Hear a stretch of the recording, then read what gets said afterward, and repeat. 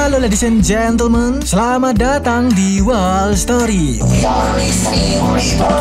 Terima kasih buat kalian yang sudah mengklik video ini dan enjoy the story. Dan ya, nggak usah berlete-lete lagi, langsung aja kita lanjutkan alur cerita Mugen episode 48.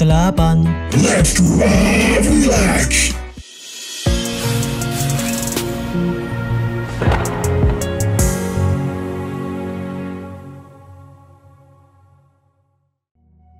Lanjut dari episode sebelumnya, yang dimana Mugen dan Mbak Anran tiba di lokasi keramat Ranah Sovereign. Pada momen itu, Mugen pun terciduk oleh kelompok tuan muda Bailong, karena memang sebelumnya mereka telah terlibat perseteruan. Alhasil untuk beberapa saat mereka saling adu mulut, menjadi pusat perhatian orang-orang di sekitar. Mbak Anran pun juga bertanya-tanya pada Mugen apa yang sebenarnya telah terjadi. Lalu Mugen menjelaskan bahwa kota Bailong adalah anggota istana naga iblis. Saat aku baru masuk ke ruang rahasia Ranah Sovereign, Mas Bailong ini langsung menjebakku. Dan sekilas info aja, Mas Bailong ini bernama Baidong, tuan muda kota Bailong. Jadi kita panggil aja Mas Baidong. Mendengar itu seketika membuat Mbak Anran terbanggongkan. Jika sungguh kota Bailong adalah anggota istana naga iblis, maka tingkat bahaya tugas kali ini tidak bisa mereka hadapi dengan mudah.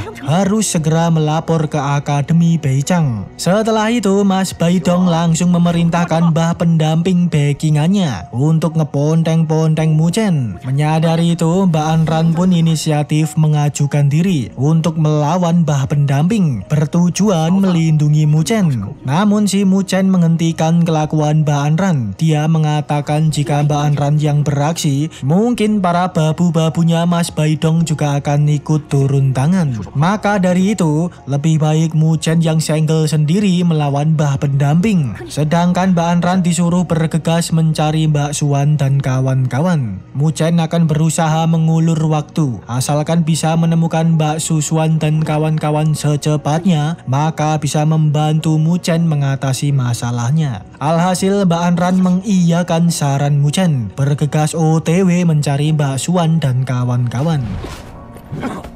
Melihat Mbak Anran cabut, awalnya para babu Mas Baidong berupaya mengejar, tapi Mas Baidong menghentikan mereka, membiarkan Mbak Anran cabut memanggil bala bantuan. Karena Mas Baidong berniat untuk sekalian ngeponteng-ponteng semua anggota Akademi Beicang, supaya nggak mengganggu rencana kota Bailong dalam mencari peninggalan keramat Sovereign. Setelah itu, segeralah Mugen dan Mbah pendamping Bailong bersiap untuk saling ngadu mekanik. Mereka berdua ini akan senggel ponteng-pontengan, menjadi tontonan orang-orang di sekitar.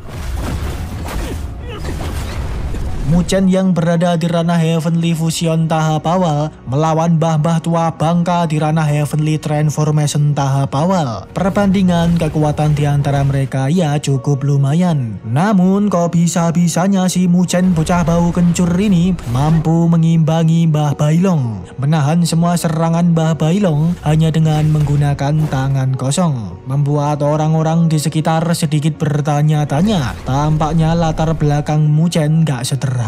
Singkat cerita, setelah mereka berdua saling ponteng-pontengan, sekarang saatnya untuk meluncurkan jurus goib andalan. Mbah Bailong mengeluarkan jurus goib yang disebut Cakar Naga Iblis, sedangkan Mugen menahannya dengan jurus warisan emak. Walaupun di situ Mugen sempat terpukul mundur, tapi bagusnya dia nggak terluka. Dengan begini akhirnya Mugen tersadar. Sepertinya jika ingin melawan ranah Heavenly Transformation secara langsung, dia harus sedikit lebih serius. Alhasil Mugen berinisiatif untuk mengeluarkan patung semen keramatnya. Dengan cepat meluncur dan menjiotos Mbah Bailong sampai mencelat mundur. Semua orang yang melihat itu hanya bisa terbanggongkan. Makhluk aneh apalagi yang dibawa Mugen itu. Setelah memukul mundur Mbah Bailong, di situ Mugen pun berspekulasi. Kota Bailong membeli pilar giok naga putih secara paksa. Ini berarti mereka mau gak mau harus mendapatkan ruang rahasia Sovereign naga putih. Sangat gak mungkin kalau hanya mengutus Mas Baidong dan para babu berkekuatan Nyiteng datang kemari. Pastinya Kota Bailong mengirim para master roh ahli yang hebat. Di antara babu Mas Bailong saat ini seharusnya ada master roh hebat yang menyembunyikan jati dirinya. Dengan begini, untuk mencari tahu, Muchen memutuskan untuk langsung menjiotos Mas Baidong karena dia adalah tuan muda Kota Bailong. Jika nyawa Mas Baidong dalam bahaya, pasti para babu-babu itu akan segera bertindak menolong, yang nantinya akan terlihat bagaimana respon para babu-babu tersebut. Tanpa berlete-lete, segeralah Muchen menjalankan aksinya, meluncur untuk ngeponteng-ponteng Mas Baidong. Bagusnya sih Mas Baidong gak terlalu GG, jadi Muchen bisa dengan mudah ngeponteng-ponteng Mas Baidong. Hingga pada momen Mas Baidong hendak di fatality Muchen, akhirnya terciduklah salah satu babu Mas Baidong yang memiliki respon gak biasa, seolah-olah memiliki kemampuan yang lumayan hebat. Menyadari ini, Muchen pun dengan pedenya berkata, "Senior, karena sudah datang kemari, untuk apa masih menyembunyikan diri? Apa sedang menunggu peluang di saat semuanya lengah lalu beraksi untuk mencomot harta keramat rahasia naga putih?" Mendengar ocehan maut Muchen, akhirnya si tersangka memutuskan untuk menampakkan diri. Ternyata dia adalah bapaknya Mas Bailong, yaitu Pak Baisuan, penguasa Kota Bailong. Jelas dengan mentungulnya Pak Baisuan membuat semua orang kadapat. Pastinya akan sulit bersaing dengan Pak Baisuan dalam memperebutkan harta keramat naga putih. Pak Bai sendiri juga menyadari kelakuan Muchen yang sengaja menyerang anaknya untuk mendesak dirinya keluar dari penyamaran. Setelah itu, Muchen masih lanjut koar-koar. Dia berkata, "Tak disangka pemimpin Bai sendiri yang datang. Sepertinya Kota Bailong kalian sudah bertekad mendapatkan ruang rahasia ranah Sovereign."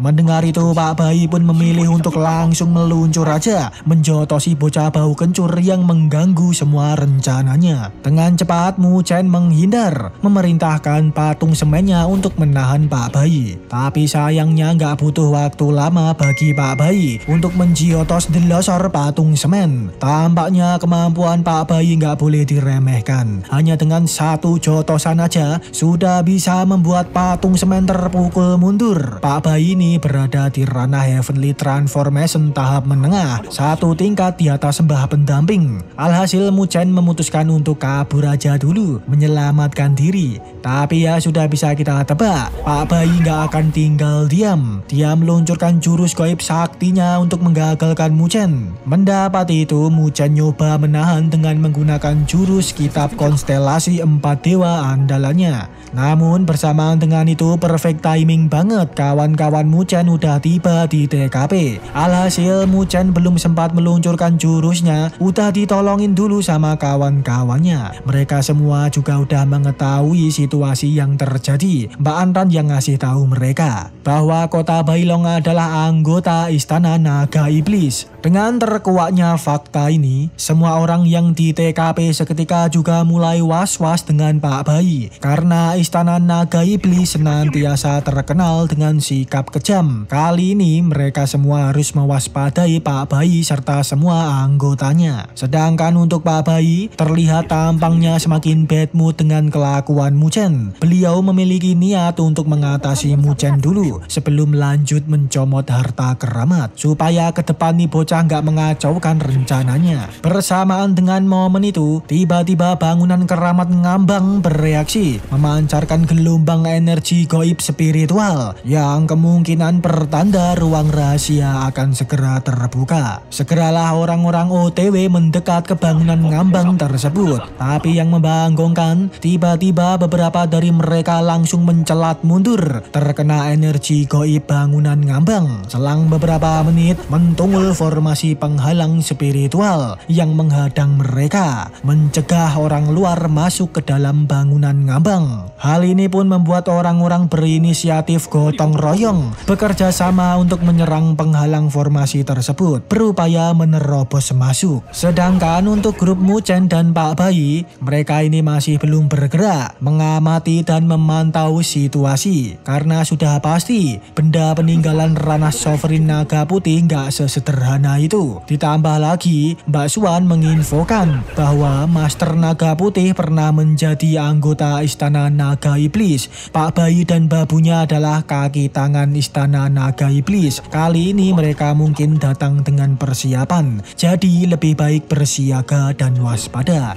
Jangan bertindak gegabah. Singkat cerita, setelah orang-orang berusaha meluncurkan serangan gaib bersama-sama, tak diduga mereka malah mendapat serangan balik. Seketika terpukul mundur. Ditambah lagi yang membanggongkan adalah di situ mentungul penampakan Master Sovereign Naga Putih yang melegenda. Dilihat dari tampangnya memang sangat mencerminkan orang sakti andalan. Jelas hal ini membuat semua orang terdelongopkan. Kok bisa mentungul Master Naga Putih? Bukankah seharusnya sudah mudar?